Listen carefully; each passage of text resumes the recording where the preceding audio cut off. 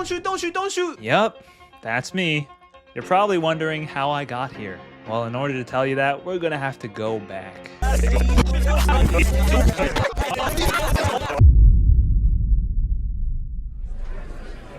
JPK, is it true that you're not gay? JPK, there's no way you're actually a SWIFTIE. We're back. Earlier this year, I made a video listening to Good Kid, Mad City for the first time, and it pretty quickly became my favorite album ever. I know it's been a while. I have a bunch of excuses for why it's taken so long, but be so for real. You guys don't care. No answer I give is good enough. You're just glad that we're back. I'm just glad that we're back. We got 14 tracks and 55 minutes of music. Now, I have listened to this album before, but I don't remember much of it. I remember the hits, you know, DNA, Element, and Love. Freaking love that song. Oh my god. Give me a run for my money. There is nobody, no one.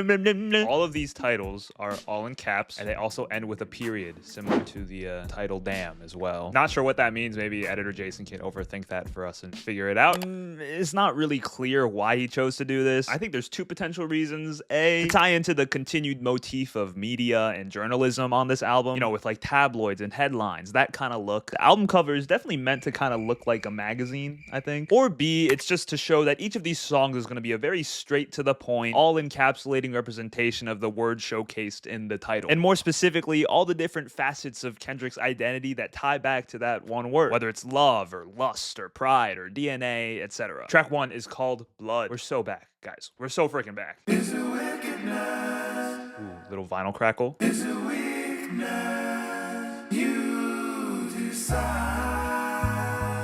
Ooh, the strings of the bass. Blind woman. Sorry, I don't know why being blind is not funny. I don't know why I'm laughing. I just envision like Velma. Very cinematic, walking the streets of Compton, you know? Just grooving, bro. Just vibing. Come on. Your life. What the? What? Did Kendrick Lamar just die, bro? Right. Oh my god, oh my god. That transition was insane. I just win again, then win again, like Wimbledon I serve. Yeah, that's Wimbledon I serve. Oh, like tennis. Use it. Bitch, your hormones probably switch. Oh my god, oh my god, oh my god. I love this song. I got loyalty, got royalty. Oh, money and power to make America's. Tell me something. You motherfuckers can't tell me nothing. Backing up the footage, living on the $4. Gonna be a sex, money, murder, DNA.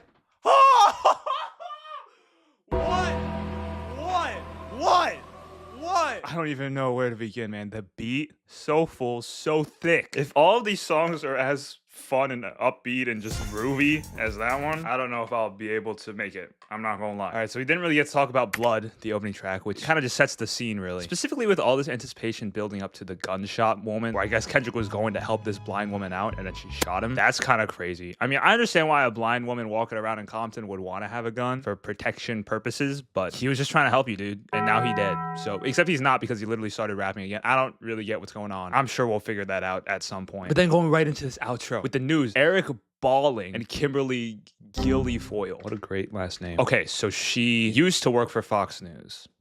This is my surprise face. Lamar states his views on police brutality with the line in the song, quote, "And we hate po-po, when the killer's dead in the street for sure. Fella, I'm at the preacher's door. My knees getting weak and my gun might blow, but we gon' be all." So that transitions into DNA. Just a freaking phenomenal song, dude. I got 4 I gots. Wow. Loyalty got royalty inside my DNA. Cocaine quarter piece got war and peace. Ooh. I mess with the homonym flow. It's very clean, very cool. I was born like this, since one like this, immaculate conception. Him being conceived was immaculate. Is that what we're saying? That's kind of gross. Was Yeshua new weapon? So this is what we start doing the Jesus comparisons, right? How he's hip hop Jesus, how he's Compton, LA Jesus. It's also Kendrick's entrance onto the album. If you kind of disregard the first track, seeing him come in with so much grit, so much anger. Fire. The bridge samples a Fox News clip in which commentator Geraldo Rivera criticizes lyrics from Kendrick's March, blah, blah, blah. All right. This segment received criticism from across the music scene, with Kendrick himself stating that he was preaching hope in the face of adversity, not violence. This is why I say that hip-hop has done more damage to young African Americans than racism in recent years.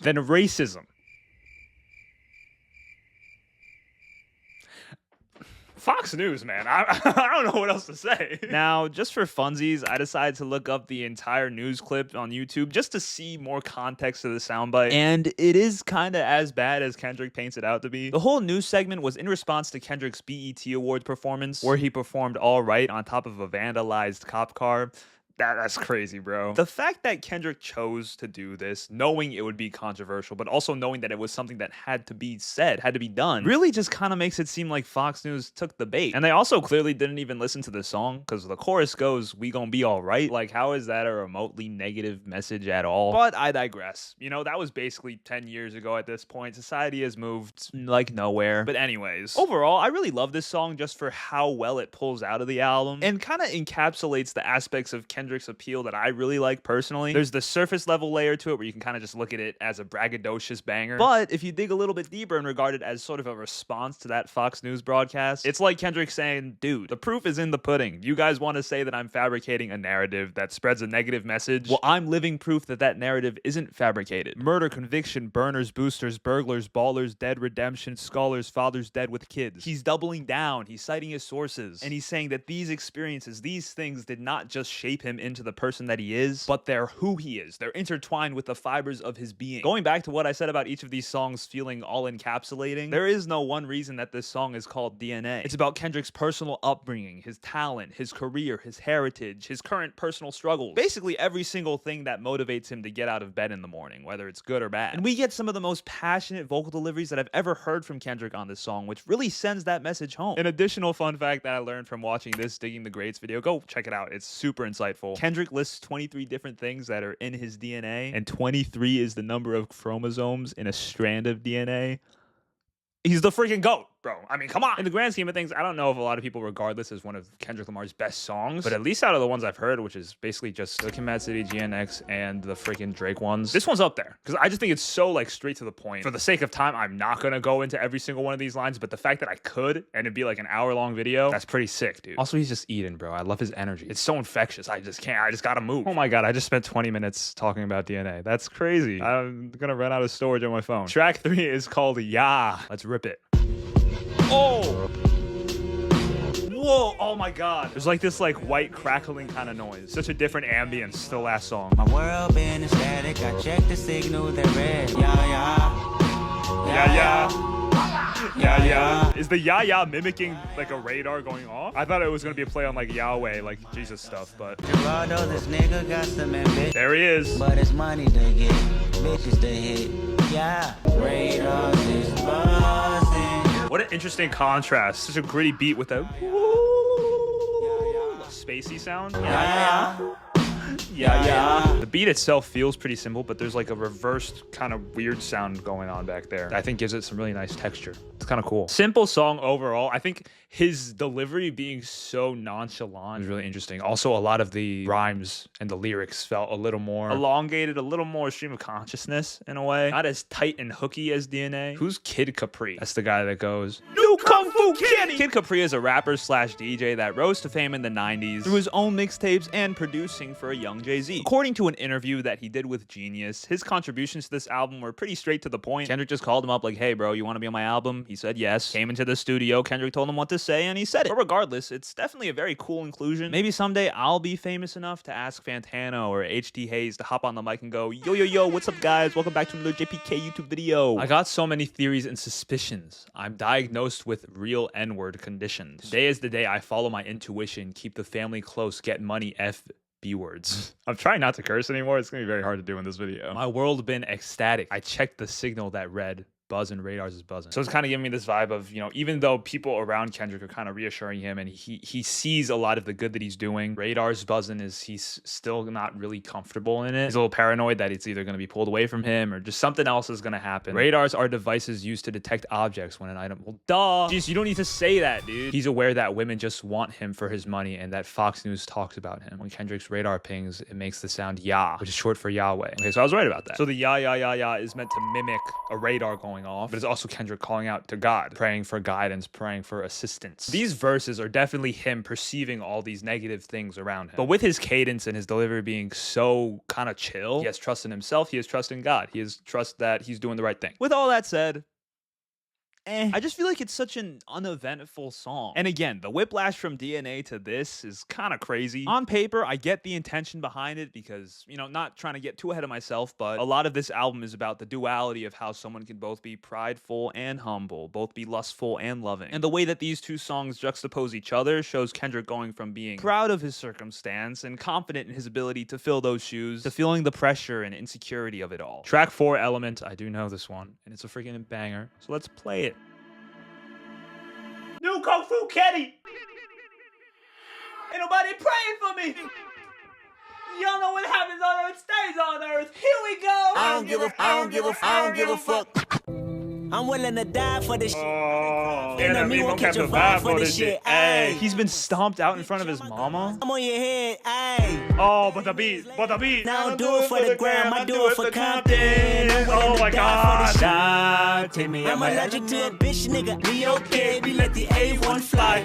Relocate, jump on the same G5. Oh my God, oh my God, oh my God, oh my God. My GOAT, he's my GOAT, bro. You know this will never be a tie, just look at their laces. Pull out, hop out, and route, made it look sexy. Damn if I do, if I don't. Get out the goddamn way. Fellas thought they was gonna see me, huh? Fellas thought they K'd out real life with the same life they see on TV, huh? Difference between black artists and whack artists. World's greatest king!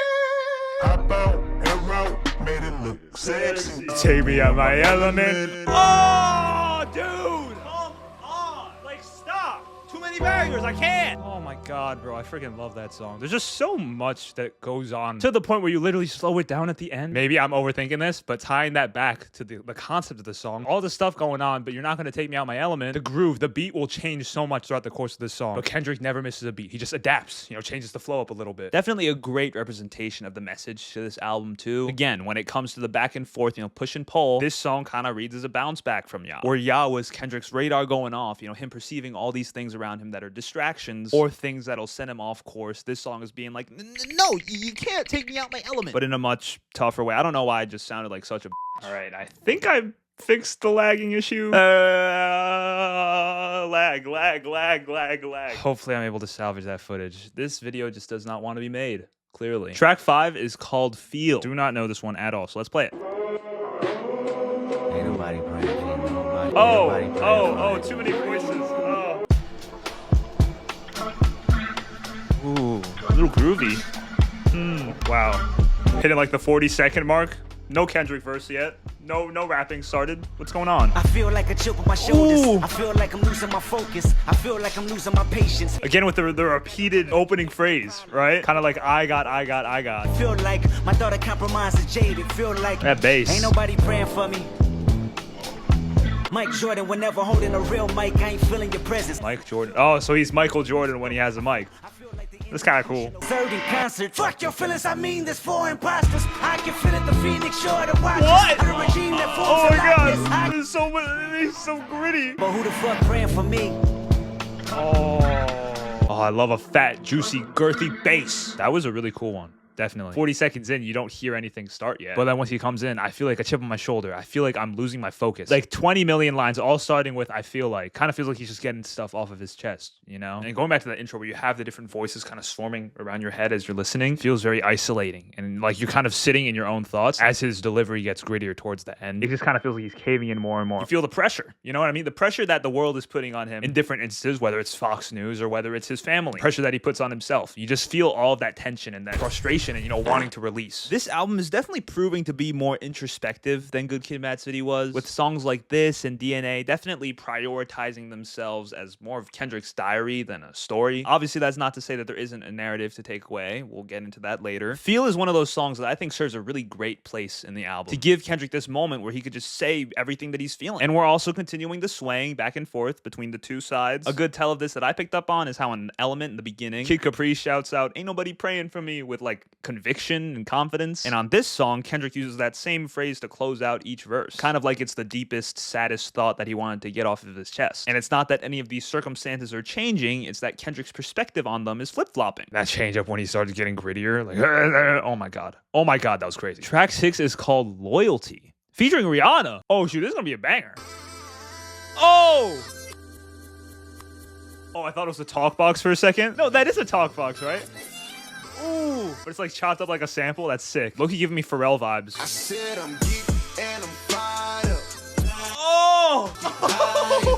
Oh, this is the money trees of the album. I'm sensing it.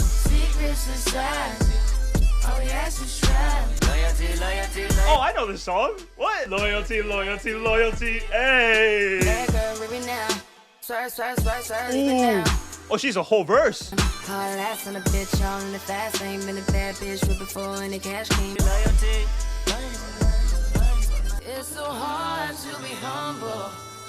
Is Humble next?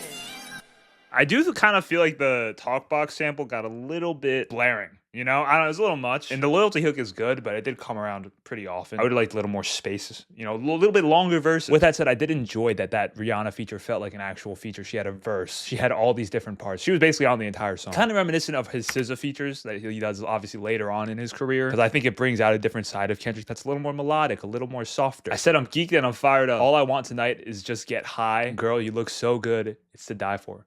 So this is like Poetic Justice meets Luther meets his other sexy ones. I don't really know. Let's look at Rihanna's verse. Bad girl Riri now. Swerve, swerve, swerve, swerve. Leave it now. On your pulse like it's EDM. Hey. Gas in the B word like it's premium. Haul ass on a B word all in the fast lane. Been a bad B word way before my cash came. Oh, that's kind of a bar. I'm a savage. Is that like Savage Fenty shout out maybe? I don't know. Lyrically, I don't feel like there's much to dive into there. Guys, I just found out that this song actually samples 24 Karat Magic by Bruno Mars. That's crazy. That makes me like it marginally more. I think it's still pretty much a skip for me, to be honest. As a more light, optimistic track for the album, it works well. I'm always gonna kind of love anything that Rihanna touches, especially if she's collaborating with someone like Kendrick, who I also love. I just think the hook comes out like 10 million times. Like, it's kind of old, bro. Up to this point in the album, Kendrick is seen tussling with a lot of his current state, you know, things that are going on around him and how they're affecting him in real time. But this second act of the album that we're about to get into starts to dig deeper into his emotions. And obviously, that's where the personal reflection starts to come in, and that's when we get some of our more interesting stuff. So let's just move on. Track 7, called Pride. Ooh, new Kung Fu Kenny again? Or not? Love's gonna get you killed, but pride's gonna be the death of you. And you and you and me and you and you and you. What does that mean? And then it just fades out. What the heck? Ooh! That very soft falsetto kind of reminds me of like Childish Gambino. Oh, this is weird. Pitching it up a little bit, right? It's like a little bit lower. Creates this very eerie feeling. Maybe I wasn't there. Like seagulls or something fly in the background. That's funny. It's an overall very ambient song. Now in the perfect world, I probably won't be insensitive. Why you fellas always acting so unsensitive? Again with a nice fat juicy bass. Humble's next. Oh my god. Another really interesting song. Felt more melodic, felt softer in general. Kendrick felt really restrained. Oh, it's Steve Lacy? Wait, what? Dude, I thought that was Kendrick doing the falsetto. It's Steve Lacy? I'm so confused. Some sources say that Steve Lacy is singing backup on this chorus. Other sources say it's just a melody that Anna Wise initially wrote for Steve Lacy but then handed off to Kendrick. Either way, Steve Lacy's inclusion in this song is just not very interesting. I just figured I'd clarify it. I don't know. Hell-raising, wheel-chasing, new worldly possession. Flesh-making, spirit-breaking. Which one would you lessen? The better part, the human heart. You love them or dissect them. Happiness or flashiness? How do you serve the question? See, in a perfect world, I would be perfect world. I'm not a businessman, I'm a businessman. I don't trust people enough beyond the surface world. I don't love people enough to put my faith in man. I put my faith in these lyrics, hoping I make a band. Because he doesn't trust other people, but he hopes that in isolating himself, he'll be able to create music like this that could resonate with people, unite people, spread a positive message. I think I'm getting onto something. I don't really know. I'm not gonna lie, this is another song that I probably wouldn't revisit too often. It's just really mellow. I don't really like mellow stuff, I guess. I don't know. The song starts with this line, love's gonna get you killed, but pride's gonna be the death of you. You and you and you and you. And I think that's meant to say that love is gonna cause you to do stupid things, but pride is what stops you from taking accountability for it and moving on. For example, a non-prideful person would recover from a heartbreak by taking the right amount of time to heal and reflect on themselves. But a prideful person will try to fill that hole with other distractions rather than confronting it head on because it hurts their pride to confront it, causing that hole to inevitably grow bigger and bigger until you're in your 60s still reminiscing about the glory days of high school football before you got hurt and lost all your scholarships. So tying back to the song, I think Kendrick is reflecting on his own pridefulness and his fear for the path that it will lead him down. Now, the next song on the album is Humble, which is ironic because pride and humble are antonyms, they're opposites. But these two tracks also mark the halfway point of the album, and I wouldn't see that you see a tonal flip after this. But again, I think this just ties back into the concept of dual perspectives on this album, how one can struggle with being prideful in some areas and thrive in being humble in others. For example, I'm very prideful when we're talking about height. You know, I'm 6'1", I'm pretty tall. Hang out with a bunch of short friends, I feel on top of the world. But I'm very humble when it comes to basically everything else because that's, you know? And there's honestly a lot more that I want to say about this concept, but we'll just come back to it later. We have arrived to track Ocho. Are you guys ready? Oh! Nobody pray for me. Yeah, yeah. Hey, I remember syrup sandwiches. Bow, bow, bow, bow, bow, bow, bow, bow. You're black and break it down. We playing Tetris. AM to the beat. I love Tetris. My left stroke just went viral. Right stroke put a baby in a spiral. I don't know what that means. Be humble. Sit down. Be humble. Oh, the cutout. It's something natural like ass with some stretch marks. It's just the energy, bro. It's just the vibe. Sit down. Be humble. Should I do the dance that Kendrick does at the Super Bowl? Definitely not up there with DNA for me. Probably not up there with Element either, but you got a simple repeated down, down, down, down, down, down, down, down. It's just a great hook. Nobody pray for me. It been that day for me. Way, yeah, yeah. I'm gonna read it like I'm a really intellectual person. Hold on. I remember syrup sandwiches and crime allowances. Finesse a fella with some counterfeits, but now I'm counting this. Parmesan where my account lives. In fact, I'm down in this. Dussy? do say with my boobay tastes like Kool-Aid for the analyst. Oh my god. So this line is kind of crazy because the meaning is threefold. Douce is a brand of cognac, that like fancy alcohol that was created by Jay-Z. And in this line, Kendrick says that Douce tastes like Kool-Aid for the analysts. Analysts being Fox News anchors, probably, right? So in other words, something that is rich in culture and coveted and has deep undertones tastes like something cheap and simple to them, like Kool-Aid. And it plays on the idiom drinking the Kool-Aid, you know, buying into a flimsy narrative. Specifically, the use of Douce for this line also ties it back to hip-hop culture with it being founded by Jay-Z. All of that from one line. I mean, come on. Clap it up for the GOAT. Now, this one's lyrics are particularly densely packed. Too packed for me to be able to cover it all, so here's a 1-minute montage. I get way too petty once you let me do the extras. Pull up on your block and break it down. We playing Tetris. Block like street, like where you're from. Break it down like tear that place up. Also break it down like Tetris blocks break down when you connect them. Piss out your per diem. Per diem is Latin for per day. So he pees out what they make in a day. I don't make that much in a day. YouTube does not pay me that much money, so most people probably pee out what I get paid in like a month, to be honest. My left stroke just went viral. I actually never knew what this meant because I thought it had to do with like sex. First made for a number of things, including a punch, or hit from his left hand that affects all his opponents in the music industry, or the strokes he has while having sex. Yeah. A spiral could refer to another rapper's career failing or a woman reaching climax. Soprano C, they keep it on a high note. A C note is slang for $100. I did not know that. So there's actually triple meaning to that, kind of. And then the chorus, be humble, hold up, sit down, hold up lil, be humble, hold up bitch, sit down, hold up, sit down little bitch, be humble, hold up, banger. Freaking banger. The fun thing about this song is it's kind of a walking contradiction, right? How are you gonna spend the verses gassing yourself up and tell other people to be humble during the chorus? And the truth is this irony takes on a couple different meanings. Depending on how you look at it, you could say Kendrick is being that ignorant for the character of this album, or you could say that he's looking in the mirror, you know, catching himself and telling himself to be humble. As far as his like big songs go, not one of my favorites, but it slaps. How does it have so much more streams than DNA? Nah, DNA is better. I'm sorry, bro. I don't know if that's a hot take, but it is. Track 9 is called Lust. I feel like I want to leave this song feeling super icky. Ooh. Cool guitars. Going from ear to ear. I'm expecting a drop. Oh. No drop. This is a long song, 5 minutes. I need some water. I need some water. Ooh. We came with the reverse thing. That's really weird. Oh, what? That's so weird. Oh. Am I asking too much? I know this song. No, not me. No, stay back. Oh, he's English, love. Nike Air Rattles. Watch you a comedy, take a shit, then roll some weed. Oh, he's so reserved. He's like, hi. Wake up and Who is that? Is that Central C? Bet your favorite team, play you some Madden, go to the Ooh, bet your favorite team. Kendrick Lamar promotes gambling. about money, kick your feet up, hop in the shower. Oh, the bass in the drum. Wait, where'd it go? Now you go to the Oh. club, how you support? Wait, that's so weird how they do that, like reverse into the drum. Might as well overheat. I close the door for. Let me put the head. I don't like how he says that, bro. Hop on a bird, hit the next city for another L.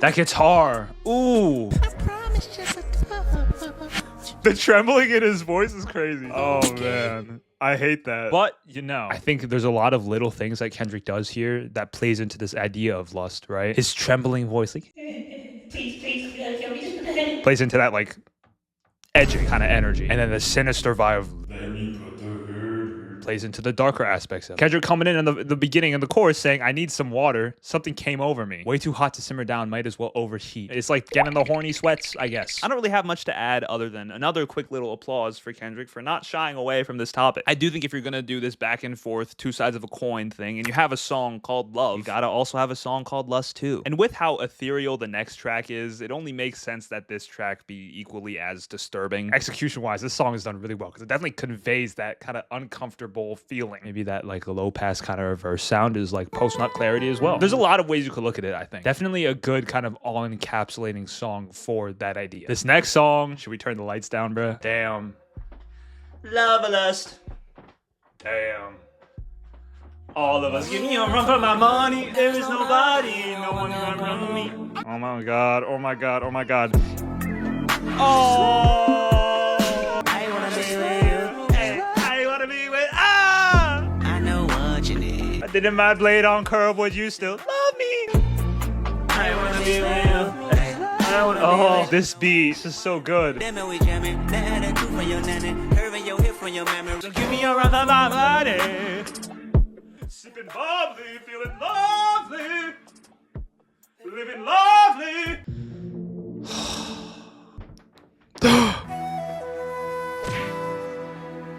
Just love me, man. Oh, it's sad.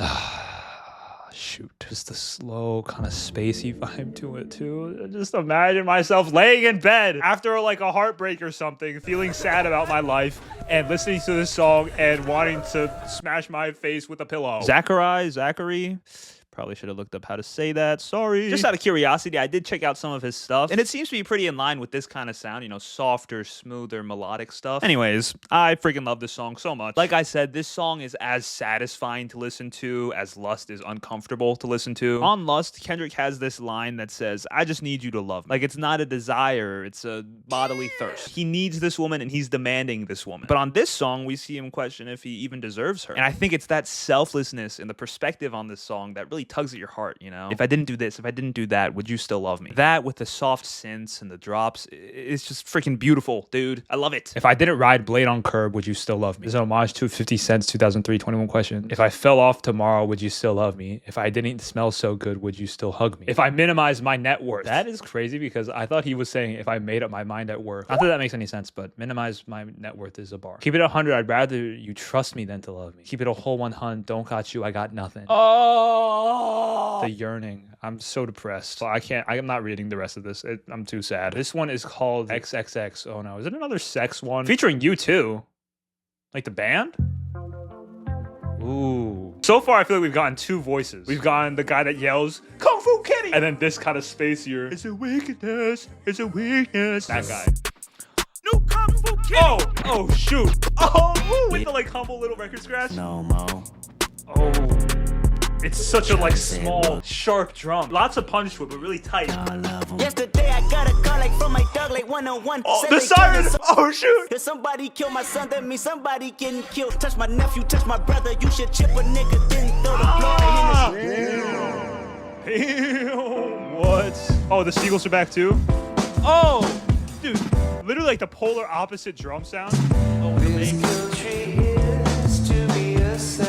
Donald Trump's in office. We lost Barack and promised to never doubt him again. It's like so slow. It kind of feels like his vocal track is actually slowed down a little bit. There's like a lag to it. America's reflections of me. That's what a mirror does. So he's the mirror. I mean, that was really crazy. I honestly forgot the whole first part was part of the song too, because it slowed down so abruptly and turned into like basically a whole other song. But that first part, bro, come on, that's peak Kendrick Lamar. How can you not enjoy it? So obviously this song is not really about sexy times. It's about censorship. Censorship in media and how it's led to tons of Americans turning a blind eye towards real issues going on in the country. And specifically the government's role in those issues. This song is essentially just one big Uno reverse card. Kendrick takes the main criticisms that African American communities have received and spins them around to say, well, actually, you could also kind of be to blame for that too. Can you blame young Johnny for getting involved with gangs if that's the stereotype that everyone else is putting him into? Can you blame anyone for gun violence if the government are the ones that are overnighting the guns to those people? Kind of crazy, Kendrick. But what I enjoy about this song is that rather than feeling like Kendrick is fully trying to shift the blame onto them, it seems more like he's saying, you kind of have your part in this too, so get off your freaking high horse, you freaking bum. I also completely glossed over the U2 feature on this song, just because it is pretty simple, but it's also pretty cool. In Bono's little chorus, he says, "It's not a place, this country is to me a sound of drum and bass. You close your eyes to look around." And I think that's meant to say that a lot of people take pride in America as an idea, as the greatest country in the world, you know, the land of the free, home of the brave, all that stuff. But in actuality, Bono judges it based off of the sound of drum and bass, which Genius says could refer to gunshots, but I kind of feel like ties into just general instinct and feeling. The drums and the bass of a song are the lowest frequencies. You know, those are the ones that you feel in your chest when you're listening to music. He's perceiving the low, negative side of America, but he's also feeling it, perceiving America on his own. I just realized I turned all the lights out for Love, but I forgot to turn them back on.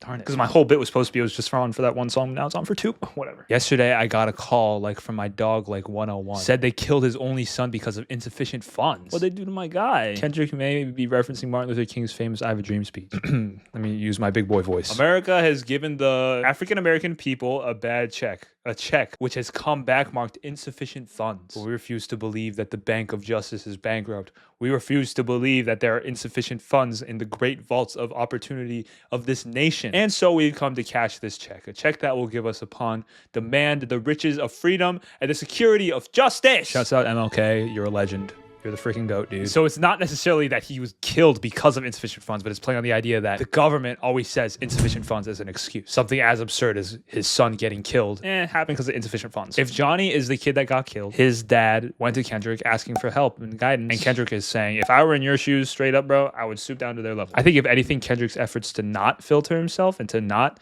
try and always, quote unquote, take the high road is that part of him that, like this song says, is holding up a mirror. All right, we're nearing the end. Track 12. Fear. Oh, it's freaking so long. 7 minutes and 40 seconds. Okay. It's a little churchy. Ooh! That guitar. Why God, do I gotta suffer? Kendrick, what did you do to your voice? Earth is no more, won't you burn this motherfucker? I feel like we're getting to like a low point for the album. What the heck? Completely reversed. What is he saying? What? Dude, every time I stand this, I feel like the Fabio Jackson guy, bro. That homework better be finished. I beat your ass. Your teachers better not be bitching about you in class. Oh, I get it. So the song's called Fear. It's Kendrick playing into his perspective when he was a kid, or I guess just a kid's perspective, everything that a parent is telling them. Again, the I'll beat your ass is kind of the repeated flow thing that we were talking about throughout the entire album. Talking fear. Fear that is wickedness or weakness. Wickedness or weakness. That's from the beginning. What happens on earth stays on earth, and I can't take these. Okay, so we're kind of rounding things out. The entire album. Within 14 tracks, carried out over wax. Damn. Goddamn you. Wait, 14 tracks. This album. He's talking about this album. Goddamn us soul. As I know. Oh. You come back to these commandments. Oh, it's so smooth. Dude, the bass is on this album, bro. The children of Israel, he's going to punish us for our iniquity. So him calling himself an Israelite is likening the way that black people are treated in America to the way Israelites were treated back in the day in Israel, in the Bible place. I know that story from church. Yeah, they were like slaves. We're going to be at a lower state in this life. And I pray for you. God bless you. Shalom. Wow. Wow is right, Reactor Jason. Wow is right. The voicemail that plays here is from Kendrick's cousin Carl, and it actually first gets mentioned in Yah. But in the voicemail, Carl says that Kendrick specifically is an Israelite. Because in the Bible, basically the Israelites were enslaved in Egypt as chastisement by God for believing in other gods, I think. I'm pretty sure. And it wasn't until they saw that God was the one true God that he and, I guess, Moses freed them. I know, 3 layers of inception, what? I just wanted to clarify in this moment, I did not mean that God was basically just waiting until they believed in him to set them free. I think it's more one of those things where, like, you know, in suffering is when most people will turn to God. So through being slaves, they suffered. They ended up turning to God. I hope that makes sense. I'm really trying to like dance around this. I don't know. You can't deny the biblical stuff on this album, but obviously I know a lot of people are not going to relate to that are watching this video, so. Now I see this as Kendrick not necessarily believing in a different type of God, but just valuing other worldly things over his relationship with God. Throughout the entire album, we see Kendrick continue to say that nobody is praying for him. But Carl ends his voicemail and ends the song by saying that he's praying for Kendrick, serving as a quick resolution to that train of thought that he's had for this entire album. And also in kind of a poetic way, reaffirming that this is the answer that Kendrick was looking for. I do also want to mention the little reverse chorus moment in the beginning, tying back into the rewind backwards motif of this album, but also emulating a trip back in time to when Kendrick was little. It starts with that first verse of him, you know, speaking from the perspective of a parent, lecturing / just threatening to beat his kid, instilling fear at a young age. And you see that fear from when he's young turn into an anxiety. And then as the song continues to progress, you see Kendrick's talking about his fears that he has right now, losing all the money that he's earned, being scared to spend it. His flow is just so continuous. You know, he just keeps spewing out thoughts. And I think that does a really good job at representing this overthinking, this anxiousness that he has. Serving as kind of a low point, but also kind of being an all-encapsulating song for the album, because most of it has been internal struggle and internal reflection. He's arrived to the top, he's feeling the pressure, and it's getting to him. So it's really cool to see how that slowly kind of unwinds throughout the album. Fear is kind of like that one scene in Crazy Stupid Love where all the plot lines merge into one and the subtle foreshadowing instantly pays off. Not only do the lyrics in this song repeat the titles of every track before it, but Kendrick also says all like the little Kid Capri lines that were sprinkled throughout. You know, he actually says them in his verses. While not feeling too huge in scale, this definitely is kind of the climax of the album. And what follows is just kind of his closing remarks. Track 13 is called God. Very light. Spacey. This what God feel like. Laughing to the bank like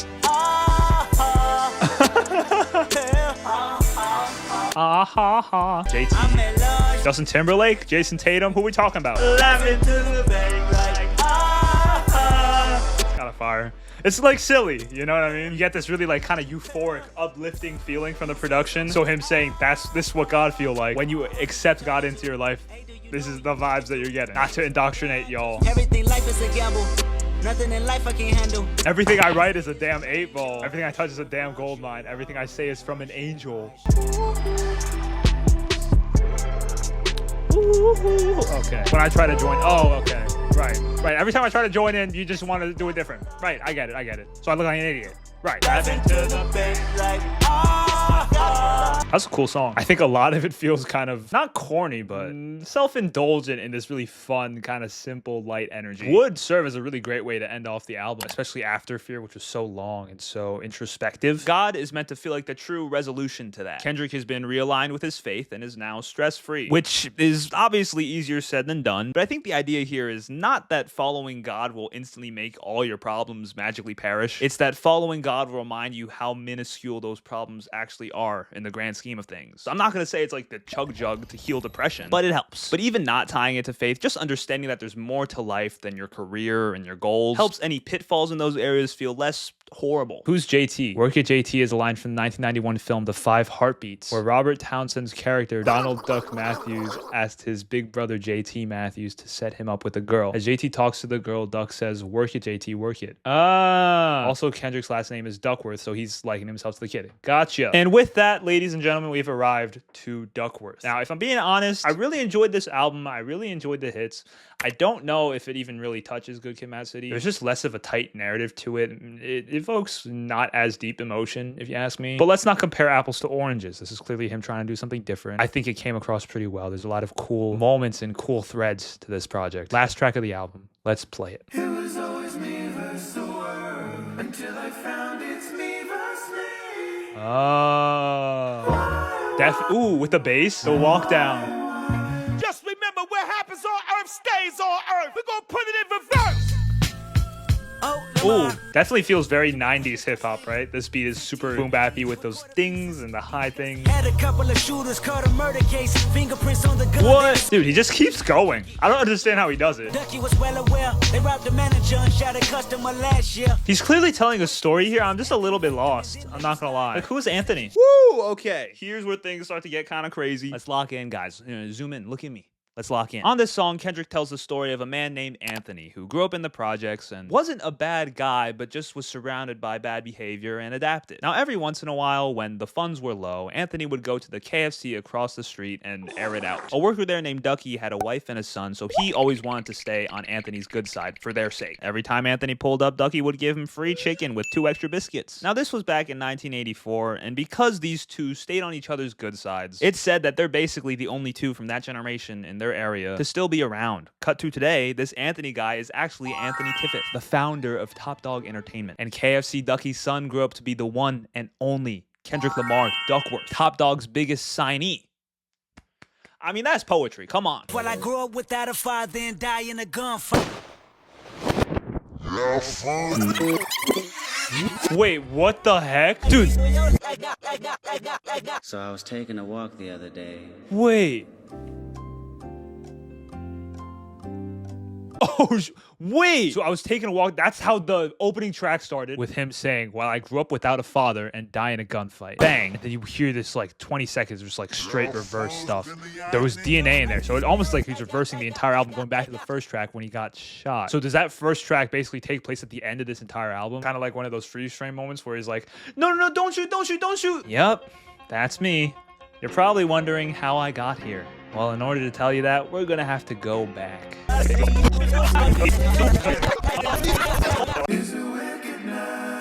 That's the vibe that I'm getting. I gotta do more research though, because I'm really confused. Because the end of the song makes it seem like it's setting up a hypothetical, right? Like he did get shot in that moment. Wait, I'm confused. I thought I understood this album, and then I played the last track, and now I'm all over the place, bro. All right, so Duckworth ends with Kendrick saying, "Thank God that Anthony didn't shoot Ducky in the KFC in 1984, because Top Dog Entertainment would have never taken off, and Kendrick would have had to grow up without a dad, inevitably following down the path of the average youth in his area, and probably, presumably, die in a gunfight." Then bang.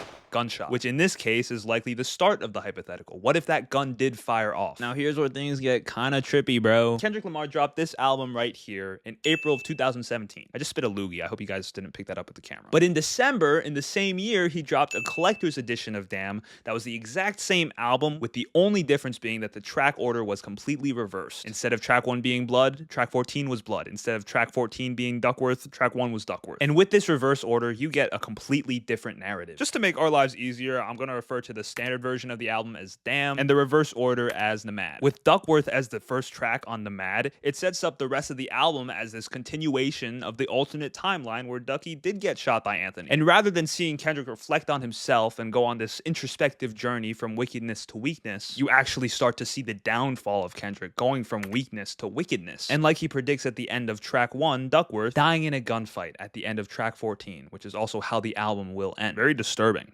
but kind of crazy. Again, go watch the Digging the Greats video because he really explains this concept super well. I would not have been able to understand it at all if it weren't for watching that. I mean, you saw me. I was freaking lost. But of course, after hearing about this concept, I had to check it out, right? So I listened to the collector's edition at the gym today, and you know what?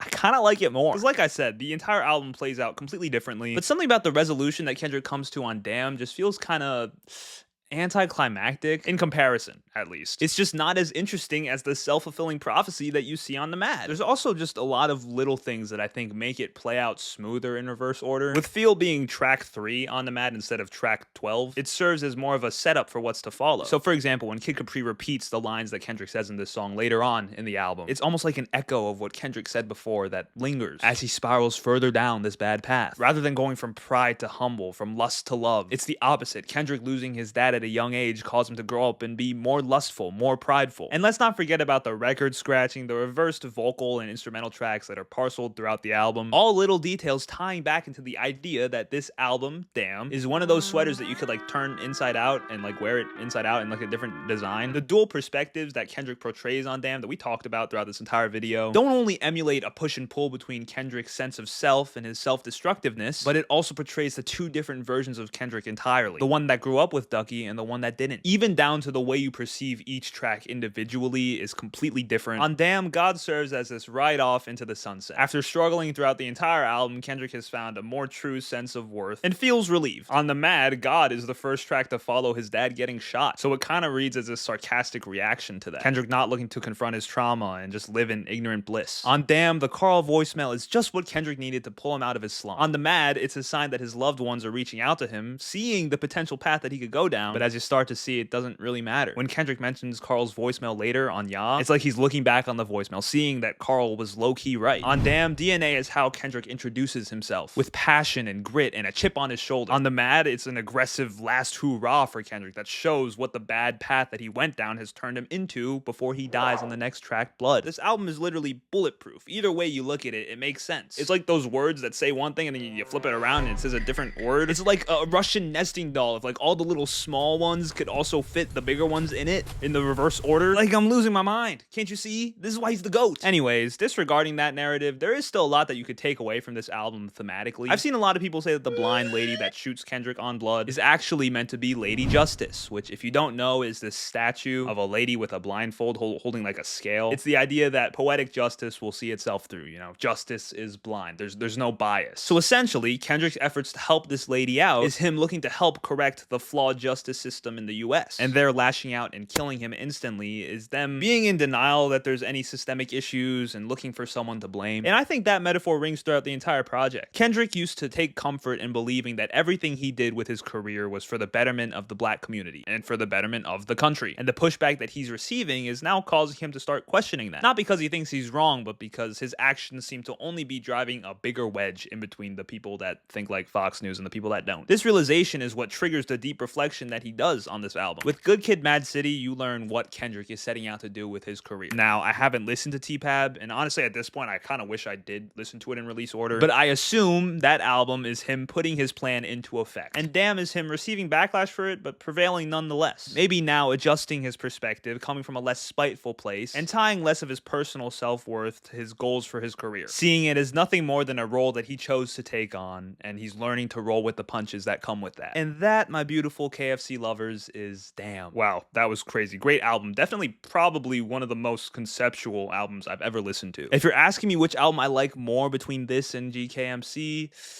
it's hard, man. You know, I feel like Good Kid, Mad City just feels like a timeless classic when you listen to it. If I were to try and put someone onto Kendrick's stuff, I'm handing them Good Kid, Mad City because I just feel like it highlights his best qualities. His pen, his grit, his heart. I think this album is just an insane feat. Like, doing all the research to really unravel this project, listening to it forwards and backwards, I just became more and more astonished by it. I know a lot of people get kind of surprised that Damn is the album that won him his Pulitzer, but I mean, come on. The amount of effort and precision that would go into creating something like this is kind of crazy. But at this point, I'm not even really shocked. You know, Kendrick Lamar is clearly a generational talent. As far as my score goes, you know, I walked out on my first listen feeling like it was about an 8. But after dissecting it more, I think I'm going to give Damn an 8.5 and Nemad a 9. The only issue I really have with it is how sporadic it feels at times. And while I can respect that as a choice to represent Kendrick's spiraling, it is definitely kind of hard to follow if you don't really have a grasp on that narrative. There's also just some songs that I don't really rock with, to be honest. Loyalty is so repetitive. Lust, I honestly hate listening to that song. This album's production is very stripped back, which obviously is also done intentionally to pave way for Kendrick's lyrical concepts and overall personal reflection. But as a result, I think it just doesn't do as much interesting stuff sonically as Good Kid, Mad City did. You take out DNA and Humble, it is a very reserved, conceptual, you know, thought-provoking album. But I think that results in it being a pretty slow listen. Good Kid, Mad City is literally like 30 minutes longer, but I think the story of that album really sweeps you off your feet and it just moves so much quicker. So yeah, I guess to summarize all that rambling, none of that was scripted. I'll say that Good Kid, Mad City is the better experience, but Damn is a crazier feat. Here's my song ranking. I really love DNA so much. I think that's one of his best songs. And I really, really like Duckworth too. Comment down below your thoughts on this album. You know, as always, feel free to correct me on anything you feel like I got wrong. And I'll see you guys in the next Kendrick video. I promise it will not be in another 11 months.